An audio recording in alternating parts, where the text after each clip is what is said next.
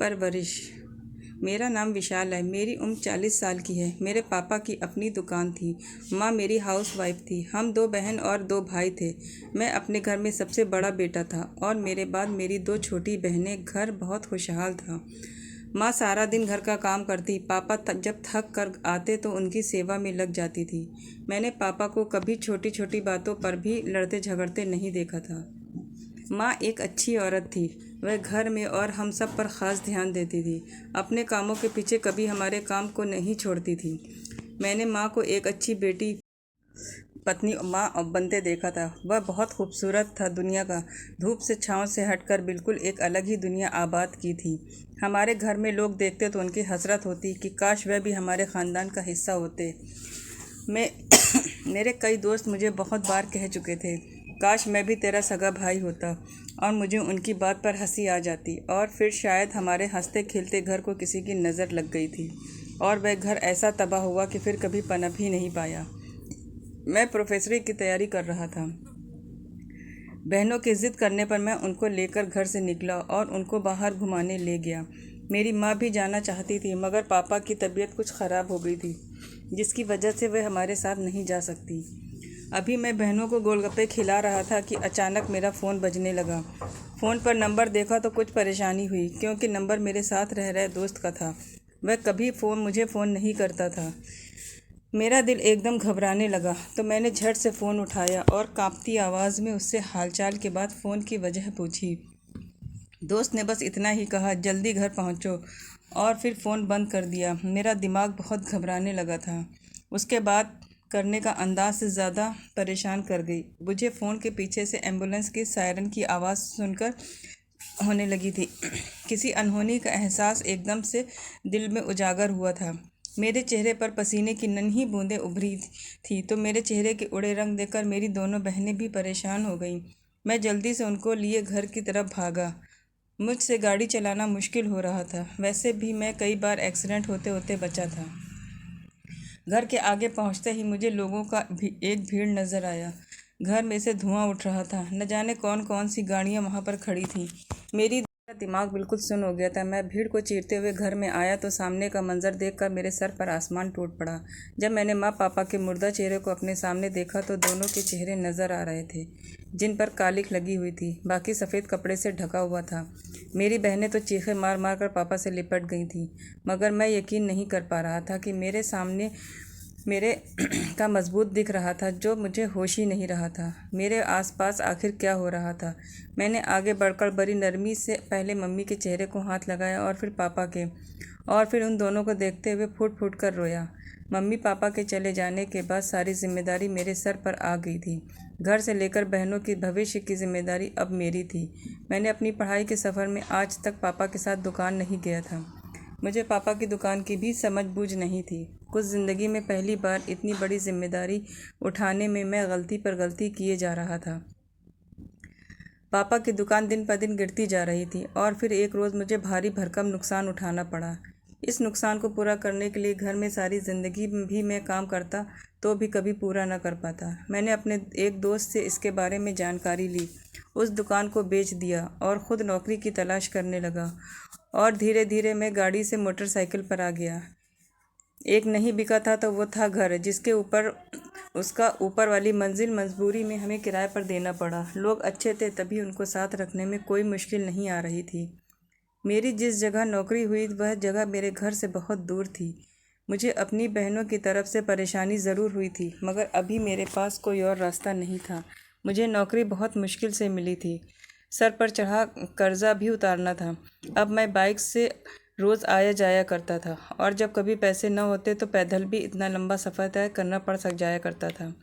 एक रोज़ मैं दोपहर के टाइम बाइक पर ऑफिस से जा रहा था। सुनसान सड़क पर लोग दुकानों पर बैठे हुए थे। वहाँ कोई औरत न जाने क्या कर रही थी। मेरे देखते ही देखते उस औरत ने दुकान पर पत्थर बरसाना शुरू कर दिया। मुझे बहुत परेशानी हुई मगर मैं चुप से आगे बढ़ गया। औरत अपना हुलिये से भी अजीब लग रही थी, जैसे उसका दिमागी हालत ठीक न हो। पहले तो कई दिन मैं नज़रअंदाज करता चला जाता मगर यह सिलसिला रोज़ चलने लगा। मैं रोज़ ऑफिस जाते हुए देखता था एक पागल औरत जिसका हुलिया बहुत ही ख़राब होता था, एक बड़ी सी दुकान पर बराबर पत्थर बरसाती थी। दुकानदार को पत्थर लगते थे लेकिन उसे रोकता नहीं था और कोई भी उस औरत को मना नहीं करता था। मुझे काफ़ी हैरत हुई थी और शक होने लगा कि आखिर यह क्या माजरा है। क्या लोग अपने कामों में मगन रहते हैं यहाँ जैसे किसी को फ़र्क भी नहीं पड़ रहा था। मैंने किसी से पूछा तो उसने बताया यह औरत 10 साल से इस दुकान पर पत्थर बरसा रही है। मैं बड़ा हैरान हुआ, आखिर औरत क्यों पत्थर बरसाती थी। यह बात कोई नहीं जानता था, लेकिन दुकानदार इस औरत के पत्थर बरसाने के बाद रोने लगता। और एक दिन जब मैं ऑफिस से घर वापस आ रहा था, मैंने देखा वह औरत उस दुकानदार की गाड़ी में बैठकर घर जा रही है। मुझे काफ़ी हैरत हुई, यह सब क्या था। अब मैं शक के मारे रोज़ उसी टाइम वापस आता था। वह औरत मुझे रोज़ देखती थी, लेकिन उस टाइम मुझे बिल्कुल भी दिमागी मरीज़ नहीं लग रही थी। ऐसा रोज़ होता, वह दोनों एक साथ घर जाते। मैंने सोचा क्यों ना आसपास के लोगों से पूछा जाए, मगर किसी को कुछ पता नहीं था। सब कहने लगे पिछले 10 साल से हम लोग उनको ऐसे ही देख रहे हैं। मगर मैं हकीकत जानना चाहता था। मैं नहीं जानता था यह सब क्यों कर रहा हूँ।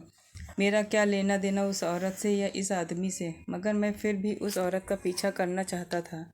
एक रोज़ मुझे ऑफिस से आने में कुछ देर हो गई। मुझे बहुत दुख हुआ कि मैं जल्दी नहीं आ पाया। उसी रोज़ मैंने उस औरत का पीछा करना था। मेरी हैरत से आंखें फटी की फटी रह गई जब औरत और वह आदमी मेरे आने पर ही अपने घर की तरफ चले गए थे।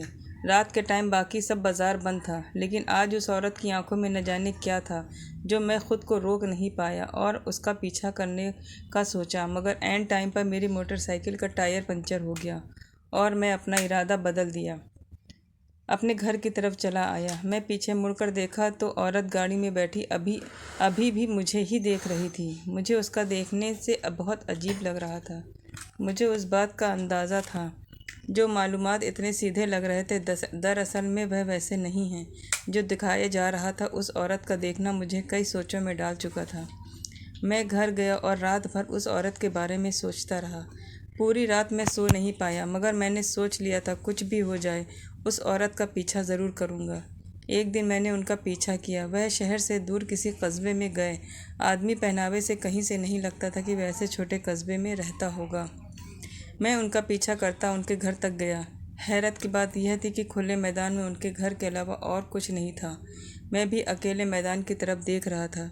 वह दोनों एक ही घर में गए। मैं भी उनका पीछा करता उसी घर में चला गया, लेकिन जब अंदर का मंजर देखा तो मेरी जान ही निकल गई, क्योंकि वहाँ एक बूढ़ी औरत थी जो बिस्तर पर लेटी हुई थी। वह औरत काफ़ी बीमार लग रही थी। चेहरे पे बस उसकी आंखें और दांत ही नज़र आ रहे थे। हकीकत में मुझे उस औरत ने डरा दिया था। हड्डियों का ढांचा बनी थी और कोई और ही जीव लग रही थी। अभी थोड़ी ही देर बीती थी कि मैंने उस पर नज़र रखे कि वह आदमी अपने कमरे से बाहर आया तो अब उसने अपना भेष बदला हुआ था। मुझे देख कर काफ़ी हैरानी हुई। अब तो मामला कुछ ज़्यादा ही ख़राब लग रहा था। उससे पहले मुझे वहाँ कोई देख लेता, मैं जल्दी से एक कोने में छिप गया। आदमी घर से निकला और एक मोटरसाइकिल पर न जाने कहाँ चला गया। मैं भी डर के मारे अपनी मोटरसाइकिल पर वहाँ से निकल आया। मैंने पीछे मुड़कर जैसे ही देखा मेरी आत्मा कांप गई, क्योंकि वह औरत जो हड्डियों का ढांचा थी वह खिड़की में खड़े बड़े गौर से मुझे ही देख रही थी। जिस चीज़ से मैं डर रहा था वही हुआ था। मैं नहीं जानता था वह औरत अब क्या करेगी। मैं जल्दी से अपने घर पहुंचा और मैंने तय कर लिया कि आज के बाद किसी की ज़िंदगी में दखल अंदाजी नहीं करूंगा। कई रोज़ ऐसे ही बीत गए। मैं उस औरत के दुकान पर आने से पहले ऑफिस के लिए निकल जाता और उसके जाने के बाद ऑफिस आता था। एक दिन मुझे ऑफिस में से जल्दी आना पड़ गया, लेकिन उस रोज़ मैंने अपना रास्ता बदल के घर आया था। अगले सुबह बहनों ने ज़िद शुरू कर दी कि आज छुट्टी है तो हमें कहीं बाहर जाना है। मैं भी उनको लिए बाहर चला गया। रास्ते में उसी औरत पर नज़र पड़ी जो आज फिर उस दुकान पर पत्थर बरसा रही थी। मुझे देखते ही मुस्कुराने लगी। मुझे उस औरत से बहुत डर लग रहा था। शाम तक हम वापस आए तो मुझे पता चला कि मुझे अपने ऑफिस से 2 दिन की छुट्टी और मिल गई है। रात के टाइम मैं अपनी सोचों में गुम था कि एकदम उस औरत का साया मेरी आंखों के सामने लहरा गया। मैंने सोचा क्यों न उस औरत के दुकान पर आने के बाद उसके घर जाकर सब देखा जाए। पहले तो मुझे बहुत डर महसूस हुआ, मगर दिल में एक शक तो था कि जानूं आखिर उस औरत के साथ हुआ क्या है था। अगले रोज़ औरत के दुकान पर आने के बाद मैं दूसरे रास्ते से होता हुआ उसी औरत के घर पहुंच गया। और घर के पीछे हिस्से से अंदर दाखिल हो गया। हैरत की बात यह थी कि घर में कोई भी नहीं था। आज तो वह बूढ़ी और बीमार औरत भी नहीं थी। मुझे काफ़ी हैरत हुई। मैं उस औरत को ढूंढने लगा। घर में 4 कमरे थे, लेकिन उन कमरों में से एक कमरे को ताला लगा हुआ था। मुझे बहुत हैरत हुई। मैंने सोचा क्यों न उस ताले को तोड़ा जाए। मैंने ताले को तोड़ने के लिए चीज़ ढूंढने लगा और ताले को तोड़ दिया।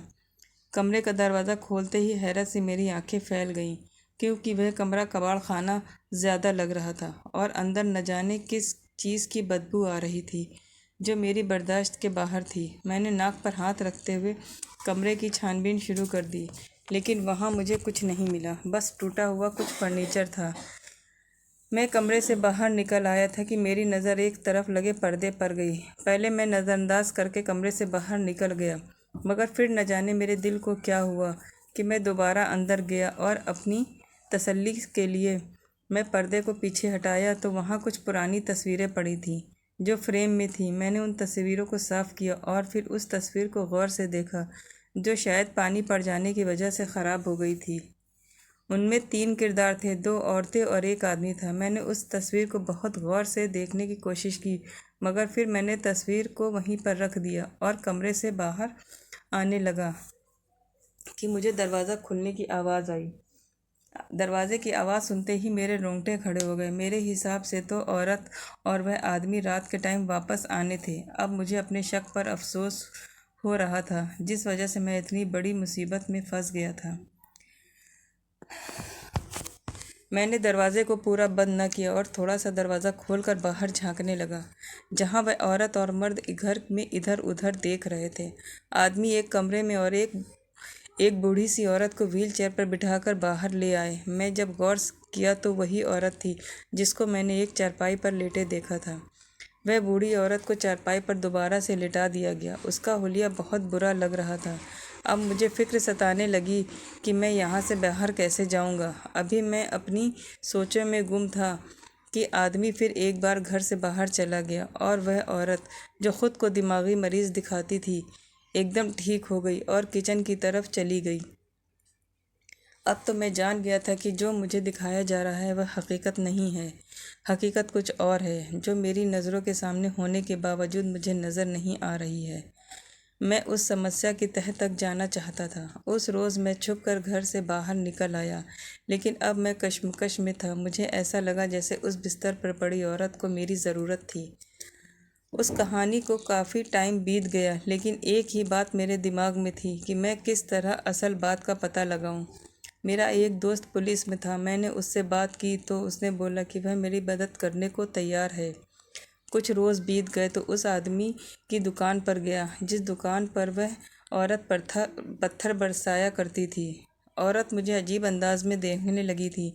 मैंने उसको नज़रअंदाज किया और उस आदमी के पास गया, कुछ सामान लाया और फिर यह सिलसिला चलना शुरू हो गया। मैं अब अक्सर उसकी दुकान पर जाता था और मुझे ऐसे ही गौर से देखती थी। मेरी और दुकानदार से की काफ़ी दोस्ती हो गई थी। अब मैं अक्सर ही उसे चाय के बहाने घर बुलाया करता था। मैंने उसके घरवाले के बारे में बात पूछा, जिस पर उसने बताया कि वह अपने माँ बाप का एक ही बेटा है और बाप की बहुत पहले मृत्यु हो गई थी। उसके बाद मैंने शादी की तो मेरी माँ की एक ही जिद थी कि वह अलग घर ले या माँ को विधवा आश्रम में छोड़ आए। मगर मैं अपनी माँ से बहुत मोहब्बत करता था। मैं कभी भी यह कदम नहीं उठा सकता था। इतना कहकर वह रोने लगा। मैंने उसे हौसला दिया और उससे आगे पूछा, जिस पर उसने बताया कि उसकी माँ यह सब बर्दाश्त करती रही, करते करते दिमागी मरीज़ हो गई थी। एक रोज़ घर आया तो उसकी बीवी ने उसकी माँ के सारे बाल काट दिए और बोली कि माँ के सर में कीड़े पड़ गए थे, इसीलिए मैंने बाल काट दिए। मेरी आंखों में अपने दोस्त की बात सुनकर आंसू आ गए। उसने बताया कि एक रोज़ जब वह घर आया तो उसकी बीवी उसकी माँ को जलाने की कोशिश कर रही थी। उसने अपनी बीवी को घर से निकाल दिया, लेकिन कुछ दिन बाद उसके मायके से खबर आई कि उसकी बीवी पागल हो गई है। मैं तो हैरत से सब सुन रहा था। उसने बताया कि मैं जाकर अपनी बीवी को घर वापस ले आया। मैंने उसे घर पर नहीं छोड़ा था, बल्कि अपने साथ दुकान पर ले आता था और गुस्से से बाहर रोज़ मेरी दुकान पर पत्थर बरसाती। और उसको लगता है वह पागल मेरी वजह से हुई है। मेरी दोस्त ने तो सब बता दिया, मगर मैं जानता था कि हकीकत कुछ और है। मैंने अपने दोस्त से पूछा कि तुमने कभी इलाज नहीं करवाया अपनी बीवी का, जिस पर उसने कहा कि मेरी बीवी का इलाज उस में हो रहा है। मुझे उस इंसान पर हैरत हुई कि उसने आज तक कभी अपनी बीवी का इलाज खुद नहीं करवाया। उसने हमेशा अपने ससुराल वालों पर भरोसा रखा। मैंने अपने दोस्त से बोला कि एक बार तुम्हें खुद भी इलाज करवाना चाहिए था। वह हैरत से मेरी तरफ देखने लगा और बोला कि ऐसा क्यों बोल रहे हो। मैंने उसे बताया कि मुझे तुम्हारी बीवी कहीं से भी बीमार नहीं लगती। वह मेरी तरफ ऐसे देखती है जैसे वह बिल्कुल ठीक हो। अगर तुम्हें बुरा न लगे तो तुम एक बार मेरा कहना मान कर देख लो। वह भी गहरी सोच में था, न जाने वह क्या सोच रहा था। फिर एकदम बोला कि मैं अपनी बीवी का इलाज करवाऊंगा। मैंने अपने दोस्त से बोला कि तुम्हें जहाँ मेरा साथ चाहिए होगा, मैं तुम्हें हर जगह खड़ा नज़र आऊँगा। मैंने और मेरे पुलिस दोस्त ने उसकी बीवी की हर हरकत पर नज़र रखना शुरू कर दी। कभी छुप कर घर में घुसकर देखे तो कभी उसका पति उस पर नज़र रखता था। जब वह मुझे घर घूर रही होती थी, अब तो उसके पति को भी यकीन होने लगा था कि उसकी बीवी पागल नहीं है, बल्कि वह दिमागी मरीज़ होने का ढोंग रचा रही है। मगर हैरत यह थी कि वह फिर ऐसा क्यों कर रही थी। एक रोज़ मेरे दोस्त ने अपनी बीवी से बोला कि चलो तुम्हें डॉक्टर को दिखाऊं। उसकी बीवी एकदम घबरा गई और बोली कि मैं नहीं जाऊंगी, लेकिन मेरा दोस्त ज़बरदस्ती उसे अपने साथ डॉक्टर को दिखाने ले गया और डॉक्टर ने मेरे दोस्त को अलग कमरे में बुलाया। मैं तो उसके साथ ही था। वह भी मुझे अपने साथ डॉक्टर के पास ले गया। डॉक्टर ने हमारे पैरों तले से ज़मीन खींच ली जब उसने बोला, आपको किसने कहा कि आपकी बीवी पागल है? वह बिल्कुल तंदुरुस्त है। मेरे दोस्त का तो डॉक्टर की बात सुनते ही रंग उड़ गया और वह कभी मेरी तरफ तो कभी डॉक्टर की तरफ देखने लगा। वह चुप से उठा और अपनी बीवी को लेकर घर चला गया। उसकी बीवी काफ़ी घबराई हुई थी। जब मैंने जाने की इजाज़त मांगी तो उसने बोला कि मुझे तुम्हारी ज़रूरत है, तुम अभी इधर ही रहो। हो सके तो किसी को जानने वाले पुलिस को ले आओ। मैंने हैरानी से अपने दोस्त की तरफ देखा और पूछा कि वे क्या करना चाह रहा है, लेकिन मेरे दोस्त ने मुझे बोला कि जितना कह रहा हूँ उतना करो। मैंने उसका कहा मानते हुए पुलिस दोस्त को घर बुला लिया। मेरे दोस्त की बीवी पुलिस को अपने घर देखकर बहुत डर गई थी और वहाँ से भागने की कोशिश कर रही थी। हम सब ने उसे मिलकर पकड़ लिया। मेरे दोस्त ने उसके चेहरे पर थप्पड़ मारते हुए उसे बोला कि बता, यह सब नाटक क्यों किया? तुमने मेरी माँ के पागल होने में भी तुम्हारा ही हाथ था, और फिर खुद पागल होने का ढोंग क्यों कर रही थी? उसके पास कोई रास्ता नहीं बचा था। पुलिस और उसका पति उसके सर पर खड़े थे और वह एकदम चेहरे पर हाथ रखकर फूट फूट कर रोने लगी और बोली कि हाँ, मैंने झूठ बोला है, मैं पागल नहीं हूँ। तुम्हारी माँ उस घर की मालकिन थी। मेरी माँ ने मुझे यह कहकर भेजा था कि किसी भी तरह मुझे यह घर हासिल करना है और उस घर की मालकिन बनना है, मगर तुम्हारी माँ की हुकूमत में यह सब नहीं झेल सकती थी। जब मैंने अपनी माँ से तुम्हारी माँ के बारे में बात की तो उन्होंने बोला, कुछ ऐसा करो वह अपने काबिल भी ना रहे, ताकि यह घर और सारी जायदाद तुम्हारे नाम लिख जाए। हम तो उसकी बात सुनकर हैरान थे कि कोई इस तरह भी गिर सकता है, और माँ तो अपनी बेटी का घर बसाती है। यह कैसी माँ थी जिसने सिर्फ अपनी बेटी का घर उजाड़ा था? मैंने माँ के दो रूप देखे थे, एक वह रूप जो मेरी माँ का था और एक यह रूप जो उस धोखेबाज औरत की माँ का था। उस रोज़ ज़्यादा समझ में आया कि परवरिश इंसान के लिए बहुत ज़रूरी है, और यह माँ बाप का फ़र्ज़ है कि अपनी औलाद की परवरिश इस तरह करें ना तो कभी खुद को नुकसान पहुंचा सके और ना ही किसी दूसरे को। और जो लोग यह सोचकर अपने बच्चे की परवरिश अच्छी नहीं करते हैं कि अगले घरों में जाकर उनका सब कुछ छीन लेंगे, तो वह अपने लिए गड्ढा खुद खोदते हैं। उस औरत की बात की जा रही थी, अपने पति को बर्बाद करके रख दिया था। मैंने तुम्हारी माँ को तबाह करने के लिए वह जुर्म अपनाया जो मेरी माँ ने मुझे सिखाया था। और फिर एक रोज़ जब तुम्हें सारी हकीकत का पता चल गया तो तुमने मुझे घर से निकाल दिया। मैं माँ के पास गई और उनको बताया, जैसे आपने कहा था मैंने वैसा किया, लेकिन मेरा पति सब जान गया। कुछ रोज़ बीत गए तो मेरी माँ ने बोला कि अगर तुझे घर बसाना है दोबारा से और उस घर की मालकिन बनना है तो तुझे पागल होने का नाटक करना पड़ेगा। यह सब मेरे लिए बहुत मुश्किल था, मगर मेरी माँ ने मुझे जो सिखाया मैंने वही किया। आज अगर यह दोस्त तुम्हारा दोस्त ना होता तो यकीनन मुझे जल्द मैं तुम्हारे घर और तमाम जायदाद की अकेली मालकिन होती। इतना कहते हुए भी वह फिर से रोने लगी, लेकिन उसके चेहरे पर एक भी शिकन नहीं थी और ना ही इतना सब करने का कोई मलाल था। मैं तो हैरत से डर रहा था कि उस औरत को देखकर कि कोई इतना पत्थर दिल भी हो सकता है, और क्या ज़मीर ऐसे भी मर जाते हैं। मेरा दोस्त पथराई आंखों से अपनी बीवी की तरफ ही देख रहा था और फिर एकदम बोला कि उसको गिरफ्तार कर लो और जो जी चाहे उसकी सज़ा देना। मेरा दोस्त बहुत अच्छा इंसान था और नेक, शरीफ, और उसकी माँ भी बहुत अच्छी औरत थी। उसकी बीवी ने जो उसके साथ उसकी माँ के साथ किया वह बहुत बड़ा जुल्म था, जिसको भुलाने के लिए उसे काफ़ी टाइम लगता। अब हरदम दूसरे दिन मेरे घर आ जाया करता था। उसकी माँ का इलाज भी बहुत अच्छी जगह हो रहा था से करवा रहे थे। मैं उसके साथ की दुकान पर जाने लगा। सुबह अपनी नौकरी पर जाता और शाम के टाइम अपने दोस्त के दुकान पर उसके साथ रहता। हम दोनों में इतनी गहरी दोस्ती हो गई थी, मैं उस पर आंखें बंद करके भरोसा कर सकता था। मेरी बहनें भी जवान हो गई थीं। मुझे अपनी बहनों की शादी की फिक्र सताने लगी। मेरी बड़ी बहन, जो बिल्कुल मेरे दोस्त की तरह मासूम और अच्छी थी, मैंने उसके लिए अपने दोस्त का रिश्ता मांग लिया। पहले तो दोस्त काफ़ी हैरान हुआ और फिर बोला कि मुझे खुशी होगी अगर मैं तुम्हारा दामाद बनूंगा, लेकिन उससे पहले तुम अपनी बहन से भी उसकी रजामंदी पूछ लो। मैंने अपनी बहन से बात की तो उसे भी उस रिश्ते से कोई समस्या नहीं थी। उसने भी खुशी दिल से उस रिश्ते के लिए हाँ कह दी थी। मैंने दोनों की शादी करवा दी। मेरे दोस्त को भी एक अच्छे जीवन साथी की ज़रूरत थी। मैं हमेशा एक बात कहता था कि तुम्हारी माँ ने तुम्हारी परवरिश बहुत अच्छी की है, न सिर्फ तुम्हारी बल्कि तुम्हारी बहनों की भी।